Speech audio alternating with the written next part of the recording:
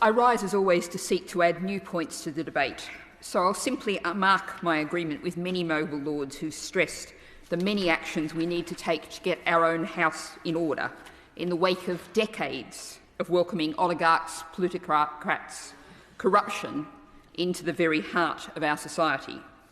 The Russia report concluded that we don't know how much influence international interference had, in particular on elections, because we haven't looked.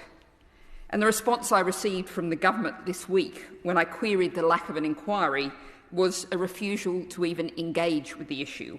That cannot continue.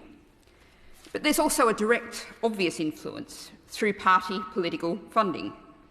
We have before your Lordship's House the Elections Bill. I'll be tabling an amendment to see that no individual or company can donate more than £500 to a political party or campaign. That would cut off, instantly, one major source of influence. For why should any rich individual or company, foreign or local, be able to buy the politics they want? But today has to be primarily about Ukraine, its people and their suffering. Yesterday I joined many Ukrainians and their friends gathered outside Downing Street. Many were huddled anxiously over their phones, connected directly to the war zone. They were calling for action, sanctions stronger than those that have been announced, and for protection for themselves and their relatives. I'm pleased to see that the Home Secretary has announced that Ukrainians now in the UK will be able to have their visas temporarily extended or be able to switch to different visa routes. But I have questions, direct questions, about other Ukrainians.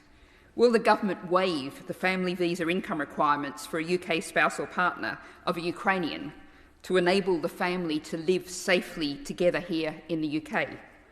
And will it welcome Ukrainians who seek refuge here, whatever their mode of arrival? And I'll extend the question to dissident Russians.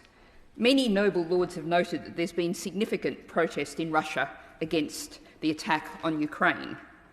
We need to highlight and amplify these brave campaigns, and should the individuals be able to find a route out, offer them refuge. In that spirit, I name Sofia Rusova, co-chair of Russia's Trade Union of Journalists, arrested with a sign I've seen translated as, quote, "War with Ukraine is Russia's disgrace," end quote. It's been notable that many of the protesters have been women, and that brings me to one of the main points that I want to make. Even in your Lordship's House, security debate is overwhelmingly male-dominated and fails to take into account the interests of women and girls, is all too often seen as a matter for military and intelligence men. The infamous photo from the recent Munich Security Conference of a table of CEOs is entirely typical. And I note the comments from the noble lady Baroness Goody about women peace builders who often do a huge amount of the work and then get pushed out of the final photos. Women are often the key voices of opposition. I note the opposition role of human rights activist Svetlana Tikhanovskaya in Belarus, the nation rightly mentioned by other lords for its infamous role on the attack in Ukraine. When we look at the world today, we can see the current approach has not worked out well.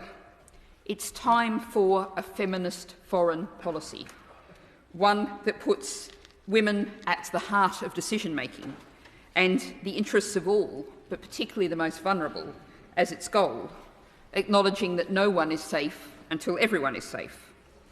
And it's time to get away from what the noble Lord Newby rightly described as windy talk of global Britain, of echoes of the empire's gunboat diplomacy being trotted out in the modern world. We should be stepping up as a supportive collegiate member of the international community, working together with others to build security for all. Yesterday I asked the noble lady, the Leader of the House, about the possibility of UN General Assembly action under the Uniting for Peace procedures created by Resolution 377A. She promised a report back from the noble Lord Ahmed from New York, so I look forward to that later. The COP climate talks, where some of the world's smallest nations have a major voice, can be a model here. Time rushes on, so I have one final point to make about our use of resources for security. I doubt anyone was surprised when the noble Lord West proposed more spending on ships and guns. But we are, of course, in the age of hybrid welfare. What about spending on education in media literacy, in being able to stand up against the kind of social media disinformation that we've all seen so evident? I'm sure many have seen the step up in bots that I've seen in my Twitter feed. Reinvestment in international aid, and indeed, as the noble Lady Sheehan said, in energy security. And as the noble Lord Brown of Ladyton outlined, to finish, we will never be safe until we have a world free of nuclear weapons, as the majority of the world's countries want.